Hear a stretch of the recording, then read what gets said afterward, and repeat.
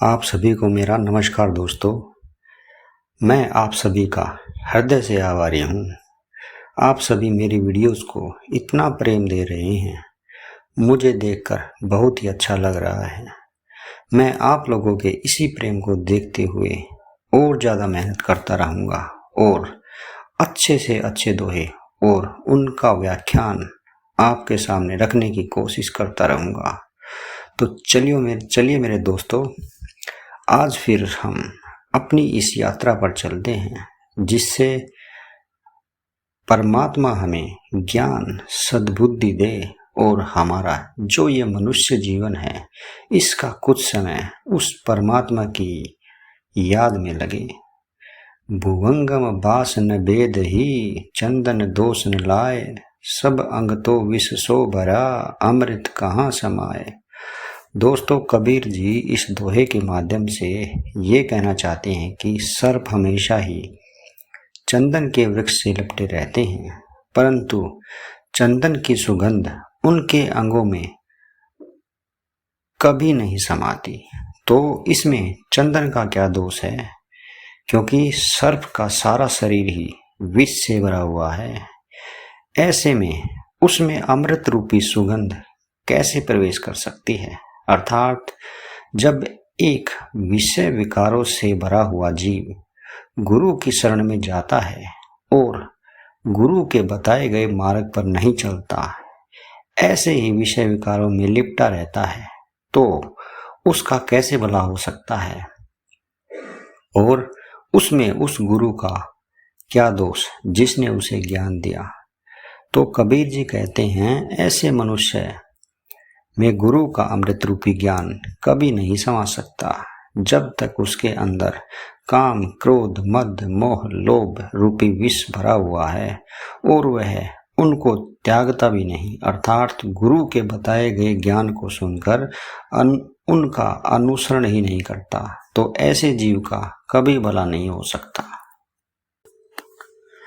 कबीर कुसंग न कीजिए पाथर जल न तराए, कदली सीप भुजंग मुख एक बूंद तिर भाए।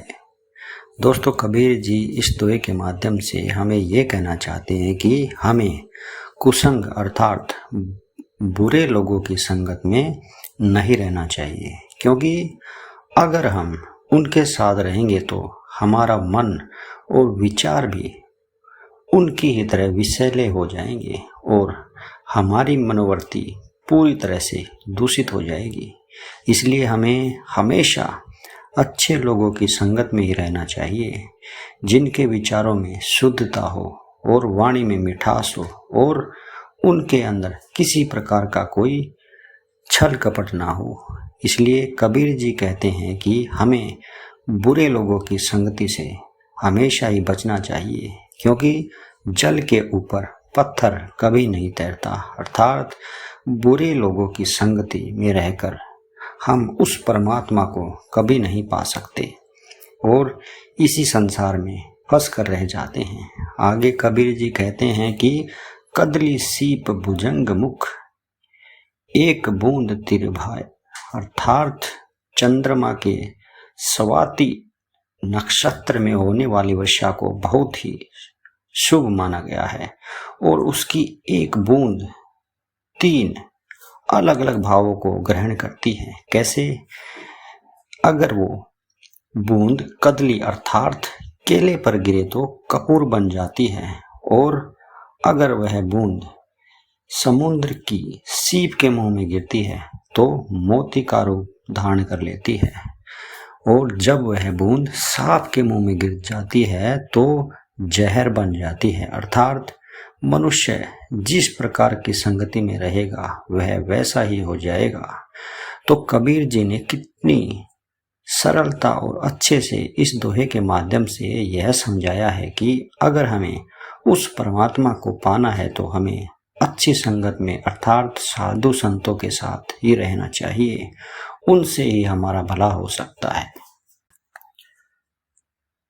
कबीर संगत साधु की कभी न निष्फल जाए, जो पे बोवे भुनी के फूले फले अघाए।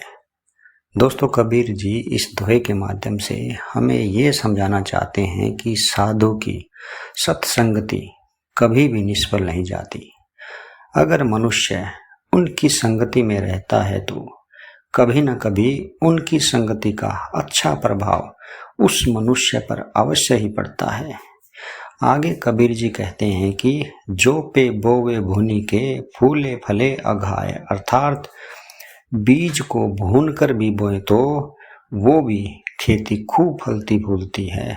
अर्थात जगत में असंभव दिखने वाले कार्य भी संतों की संगत में रहकर सहज ही पूरे हो जाते हैं। तो दोस्तों, आपको मेरा ये आज का वीडियो कैसा लगा मुझे कमेंट करके ज़रूर बताइएगा। और हाँ, अगर आपको ये मेरा वीडियो पसंद आए तो आप इसको लाइक कीजिएगा और मेरे चैनल को सब्सक्राइब कीजिएगा।